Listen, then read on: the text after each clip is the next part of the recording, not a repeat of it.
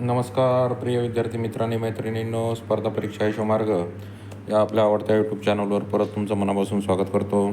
मित्रांनो, जसं की तुम्हाला माहीत आहे, सध्या पोलीस भरती प्रक्रिया सुरू आहे आणि पोलीस भरती प्रक्रियेमध्ये जो सरकारचा सावळा गोंधळ सुरू आहे तो सर्वांच्या नजरेसमोर आहे.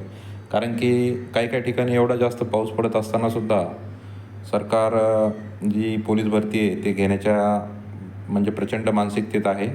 त्याचं कारणही वेगळं असू शकतं, कारण की 2-1 महिन्यानंतर परत आचारसंहिता लागण्याचे चान्सेस आहेत, 3 महिन्यानंतर तरी.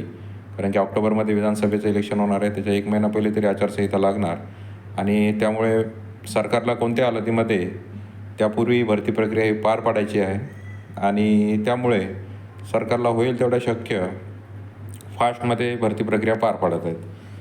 आणि ज्या काही एक्झाम झालेल्या आहे मित्रांनो जुन्या, तर याच्यामध्ये सुद्धा आता WRD असो किंवा सप्लाय इन्स्पेक्टर असो किंवा याच्यामध्येच फूड डिपार्टमेंटमध्येच जे अप्पर लिपिक होतं त्याचे रिझल्ट असो किंवा तलाठीचे जे पेंडिंग होते, वेटिंग असतील ते क्लिअर करणं असो किंवा ZPच्या काही क्लिअर करणं असो. शिक्षक भरतीला तर जॉईनिंग आलेले आहेत, त्यांना शाळा जिथं सुरू झालेल्या आहेत, नवीन शिक्षक भरती तिथे झालेली आहे. तर ही भरती प्रक्रिया झाली आहे मित्रांनो. मागील 1 वर्षामध्ये जवळपास भरपूर प्रकारात भरती प्रक्रिया पार पडलेली आहे वेगवेगळ्या डिपार्टमेंटमध्ये. पण त्याचबरोबर याच्यामध्ये भरती प्रक्रियामध्ये भरपूर ठिकाणी संशय, घोटाळा, काही ठिकाणी वशिला अशा गोष्टी झालेल्या मित्रांनो. तर थंबनेल तुम्ही बघितले आहे, नोकरी विकणे आहे. कारण की भरपूर ठिकाणी अशा गोष्टी घडलेल्या आहेत की ज्या ठिकाणी मुलांना स्वतः असं वाटतंय की इथे भरपूर सेटिंग चाललं आहे, इथं म्हणजे भरती प्रक्रिया मॅनेज झालेली आहे. आणि तुम्हाला माहिती आहे पहिले जे होतं मित्रांनो, ऑफलाईन जेव्हा एक्झाम व्हायची जेव्हा 200-300 प्रवेश फी राहायची, पण आता ऑनलाईन झाल्यापासून प्रवेश फी जवळपास ₹800 वरतीच आहे. 800, 1000, 800. आणि एवढं होऊनसुद्धा काय झालेलं आहे मित्रांनो, पहिले भरती प्रक्रिया जेव्हा ऑफलाईन व्हायची तेव्हा प्रॉपर आपल्याला OMR शीट भेटायची, ॲन्सर की याची, त्याच्यावरून आपल्याला किती मार्क्स आहेत हे कळायचं. पण आताच्या ज्या भरती प्रक्रिया मित्रांनो ऑनलाईन झाल्या आहे. ऑनलाईन झाल्यामुळं काय झालेलं आहे, एका शिफ्टमध्ये जवळपास एक्झाम घेणं प्रॉपर होऊ शकत नाही. त्यामुळे अनेक शिफ्टमध्ये पेपर घेण्यात येते मित्रांनो आणि अनेक शिफ्टमध्ये पेपर घेतल्यानंतर नॉर्मलायझेशन येतं मित्रांनो. आणि नॉर्मलायझेशन हे असं कोड आहे जे आतापर्यंत तरी कोणाला सुटलेलं नाही आहे. माझं सांगायचं म्हणजे माझं सिलेक्शनसुद्धा नॉर्मलायझेशन स्कोअरवरच झालेलं आहे. जेव्हा इंडियन रेल्वेमध्ये भरती निघाली होती 2018ची, त्याच्यामध्ये जवळपास 2-3 महिने एक्झाम चालली होती आणि त्याचं नॉर्मलायझेशन झालं होतं. नॉर्मलायझेशनचं मित्रांनो गणितच कळत नाही.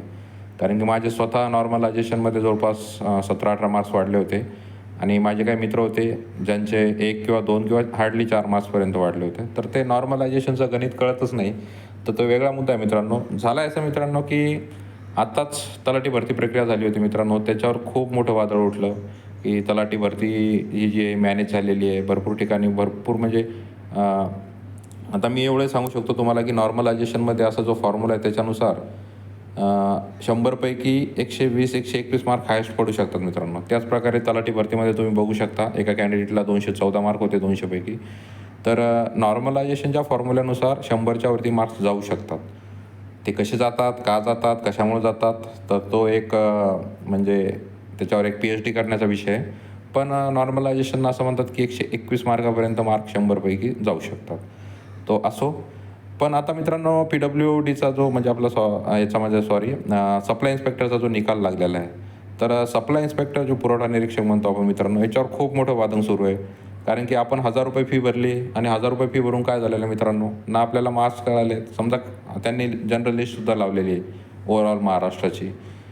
तर ते झालं आहे. पण गुणवत्ता यादी लावली नाही मित्रांनो. कारण की कोणत्या जिल्ह्यामध्ये आपण गुणवत्ता यादीमध्ये आहे किंवा वेटिंगमध्ये आहे हे तरी समजायला पाहिजे होतं. बरोबर.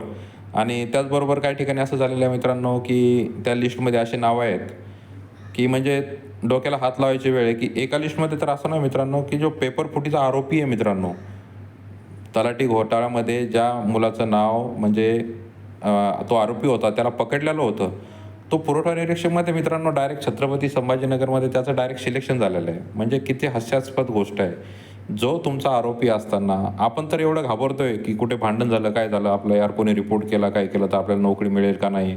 आपल्या गावरान शैलीमध्ये म्हणतात, की लालशाही जर लागली तर तुला कुठं नोकरी मिळणार नाही. पण एक विचार करा, जो थेट आरोपी आहे, त्याला अटक केल्यानंतर सुद्धा तो पुरवठा निरीक्षकच्या एक्झाममध्ये छत्रपती संभाजीनगरमध्ये त्याचं सिलेक्शन होतं मित्रांनो. किती हास्यास्पद गोष्ट आहे आणि याच्यावर म्हणजे उत्तर तरी काय देणार आहे समोरून सरकार, की असं कसं होऊ शकतं? त्याच्यानंतर मित्रांनो त्याच्यामध्ये असे काही कॅन्डिडेट आहेत 2-3 नाव तर मी त्यांचे डिस्क्लोज करू शकत नाही, सॉरी त्याबद्दल. पण असे कॅन्डिडेट आहेत कोणाला 70 मार्क आहे, कोणाला 72 मार्क आहे एका एक्झाममध्ये, तलाठी असो किंवा झेडपीमध्ये, आणि तो डायरेक्ट पुरवठा निरीक्षकमध्ये 170-180 मार्क्स घेऊ शकतो. म्हणजे किती भयंकर गोष्ट आहे, की एवढे मार्क्स कसे घेऊ शकता मित्रांनो, की 15 दिवसापूर्वी एक्झाम झाली त्याच्यात 70 मार्क, महिन्यापूर्वी जी एक्झाम झाली त्याच्यात 72 मार्क्स, आणि महिन्यामध्ये असा काय चमत्कार झाला, असं काय म्हणजे मेंदूमध्ये ताकद आली, की त्याला डायरेक्ट 170 मार्क्स म्हणजे 100 मार्काचं इन्क्रिमेंट झालं. त्याच्यानंतर मित्रांनो कोकण विभागामध्ये 4 नावं अशी आहेत मित्रांनो, तर त्यामुळे एवढा संशय वाढतोय, की एकाच घरातल्या व्यक्तीचं सिलेक्शन झालेलं आहे मित्रांनो. कोकण विभागामध्ये 2 मुली अशा आहेत, की एकाच घरातल्या आहेत. एकीला 176 मार्क आहे, एकीला 180 मार्क्स आहेत. सेम कोकण विभागामध्ये सख्खे भाऊ-बहीण दोघांचं नाव आलेलं आहे मित्रांनो. एकाला 176 मार्क्स आहे, एकाला 172 मार्क्स आहेत. म्हणजे कट ऑफ बघा तुम्ही मित्रांनो, म्हणजे 90 बीट कट ऑफ लागणं म्हणजे मजाक नाही मित्रांनो.